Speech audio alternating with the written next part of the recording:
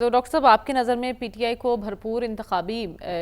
مہم چلانے کی ضرورت ہے یا پھر انہیں پتہ ہے کہ ہمارا ووٹر ہے، خاموش ووٹر بیٹھا ہوا ہے، وہ آ کے ہمیں ہی ووٹ ڈالے گا؟ کیا اسٹریٹجی ہونی چاہیے پی ٹی میرا آئی خیال ہے کی؟ بھرپور کا لفظ نکال دیں، الیکشن کیمپین چلانی چاہیے۔ پی ٹی آئی الیکشن میں حصہ لے گی اور اس طرح پی ٹی آئی کو تھوڑا سا پولیٹیکل ایکٹیویٹی کی اپرچونٹی مل جائے گی، ورنہ پی ٹی آئی کو پولیٹیکل ایکٹیویٹی کی پبلک پولیٹیکل ایکٹیویٹی کی اپرچونٹی نہیں ملتی، کم از کم پنجاب میں کم از کم یہ نہیں ہے ان کے پاس کیپیسٹی اور گورنمنٹ کی پرمیشن، دونوں کیپیسٹی اور گورنمنٹ کی پرمیشن۔ اب رہا کہ الیکشن کے حوالے سے کچھ موبلائزیشن تو ہوگی اور ہم دیکھیں گے کہ کتنی موبلائزیشن ہو سکتی ہے اور الیکشن کس انداز میں چلے گئے تو وقت ہی بتائے گا کہ اگر وہ الیکشن لڑتے ہیں تو ان کے کینڈیڈیٹ کو کتنی آزادی ہوگی الیکشن لڑنے کی، یہ چیزیں تو وقت بتائے گا نا۔ لیکن یہ ہے کہ چاہے ان کو اپرچونٹی ہو یا نہ ہو، لیکن یہ ہے کہ اس گیم میں رہنا چاہیے، کیونکہ سیاسی قوتیں دن بدن انیشیٹو اپنے ہاتھ سے لوز کر رہی ہیں، اور اگر الیکشن صرف یک طرفہ ہو گیا کہ مخالف اپوزیشن میں کوئی خاص بڑی پارٹی نہیں ہے تو اس سے پھر سارے پروسیس کو نقصان پہنچتا ہے، اور اس نقصان کا نقصان پی ٹی آئی کو بھی ہوگا، پی ایم ایل این کو تو ہوگا کیونکہ رولنگ پارٹی ہے، لیکن پی ٹی آئی کو بھی ہوگا، یعنی پوری پولیٹیکل فورسز کو نقصان ہوگا۔ تو لہٰذا پولیٹیکل فورسز کو یہ ریکگنائز کرنا چاہیے کہ اگر انہوں نے میدان میں بامعنی انداز میں رہنا ہے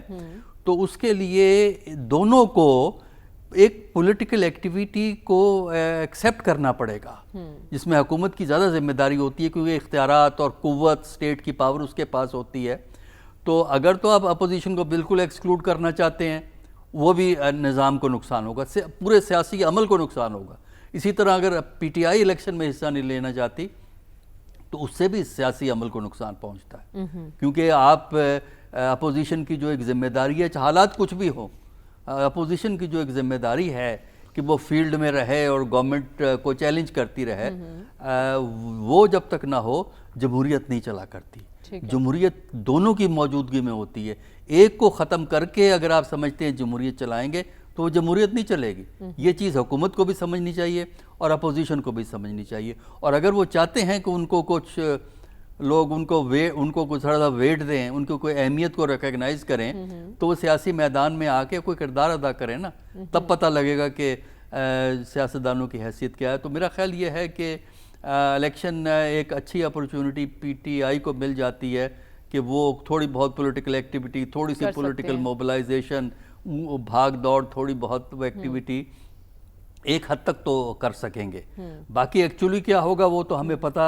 جب ہی لگے گا جب الیکشن پروسیس شروع ہوگا۔ ایسی سچویشن میں جب آپ نے کہا کہ P T I normally function نہیں کر رہی اور شدید اختلافات ہیں پارٹی کے اندر ہی، تو آپ کو لگتا ہے کہ وہ بہتر انداز میں دیکھیے بات یہ ہے، آپ کی بات اس سے زیادہ موضوع ہے۔ اگر آپ نیشنل الیکشن کی بات کریں، یہ ہیں کانسٹیچوئنسی بیسڈ الیکشنز، ایک لاہور میں ایک میں ہو گیا، دو میں ہو گیا، کسی شہر میں ایک میں ہو گیا، تو اس میں اتنا کوئی تنازع جو ہے فرق نہیں ڈالتا۔ ہاں اگر نیشنل سکیل کے الیکشنز ہوں اور پارٹی میں فیکشنلزم ہے تو پھر اوورآل پارٹی کی پرفارمنس انڈرمائن ہو جاتی ہے۔ یہاں تو انڈیویجول جو لیڈران ہیں ان پہ ڈیپینڈ، جو کینڈیڈیٹ ہیں ان پہ ڈیپینڈ کرے گا، اور کس حد تک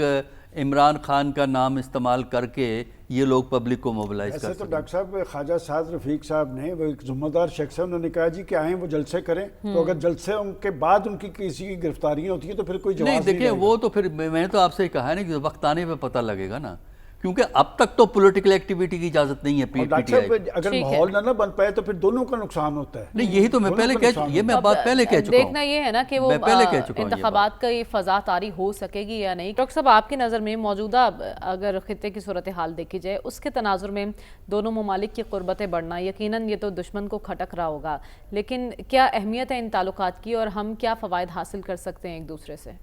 دیکھیے بنگلہ دیش سے اگر آپ نے تعلقات سٹیبل کرنے ہیں تو آپ کو وہ تعلقات اس بنیاد پہ ہونے چاہیے کہ دو انڈیپینڈنٹ سوورن سٹیٹس ہیں یہ، اور ان میں جو تعلقات آپ کے اقتصادی تجارت ہے، اقتصادی تعاون بھی ہو سکتا ہے، وزیٹیشنز جو ہوتی ہیں وہ ایک دوسرے کو جو ہے وہ ہوتی ہیں،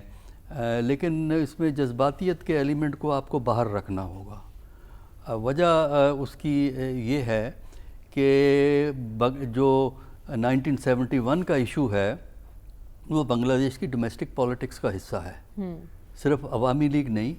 بلکہ ڈار صاحب کو اس دفعہ بھی فیس کرنا پڑا ہے، سرکاری سطح پہ نہیں، جو لیڈران کی وہاں ملاقات ہوئی ہے نا سیاسی جماعتوں کی ایمبسی کے اندر، پاکستان ہائی کمیشن کے اندر، وہاں پہ اس پارٹی کے لیڈروں نے بھی ملاقات کی ہے، جو اسٹوڈنٹ گروپ جنہوں نے حسینہ کے خلاف سٹیزن کیا وہ پارٹی ہے اس کا نام جو ہے، سٹیزن پارٹی، ہاں، تو انہوں نے یہ 1971 کو ریز کیا ہے اس جو ہے اس وزٹ کے درمیان۔ تو اس لیے فی الحال اس کا طریقہ یہ ہے کہ آپ فی الحال ایک پریگمیٹک ریئلسٹک گراؤنڈ پہ آپ تعلقات قائم کیجئے، اس میں تجارت ہے، اس میں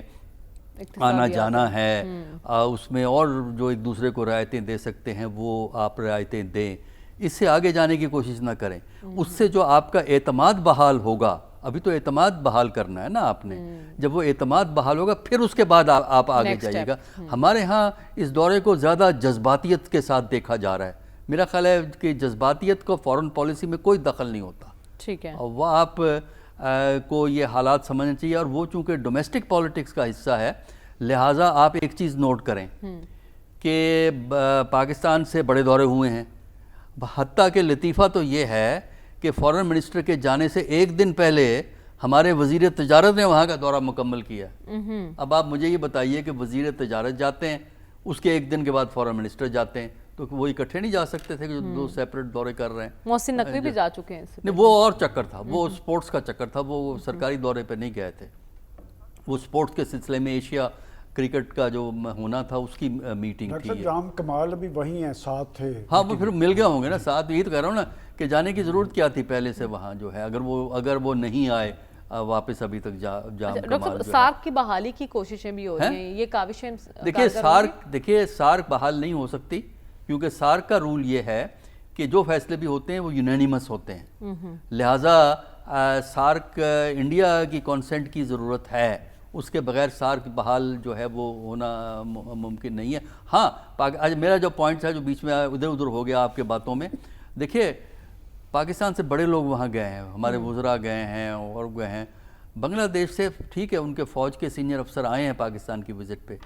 سویلین لیڈرشپ بڑی تھوڑی آئی ہے پاکستان میں، یہ آپ ذرا چیک کیجئے کہ سویلین لیڈرشپ وہاں کی جو ہے وہ پاکستان نہیں آئی ہے، تو لہٰذا ان باتوں کو ان کی حکومت کی، بنگلہ دیش کی حکومت کی مجبوریوں کو بھی سمجھنے کی کوشش کریں، اور اس کے حوالے سے اگر آپ ریئلسٹک اپروچ اڈاپٹ کریں گے، مثلاً ان کو کہیں جی ہم اسٹوڈنٹس کو اسکالرشپ دیں گے، بنگلہ دیش کے اسٹوڈنٹ جو ہے 500 کو دے دیے جی، ہے نہیں وہ کریں، اب ان کو ایلوکیٹ اناؤنس کرنا ایک چیز ہوتا ہے، وہاں ایکچولی دینا اور چیز ہوتا ہے، وہ ایکچولی دیں تاکہ اسٹوڈنٹ یہاں آئیں، اور اس سے اوور ٹائم ایک انڈرسٹینڈ جو غلط فہمیاں وہ دور ہوں گی، لہٰذا جب تک غلط فہمیاں آپ دور نہیں کر سکتے، اعتماد کی فضا پیدا نہیں کر سکتے، ہمارے ریلیشن شپ ایک لمٹ سے آگے نہیں جا سکتے۔ ٹھیک ہے،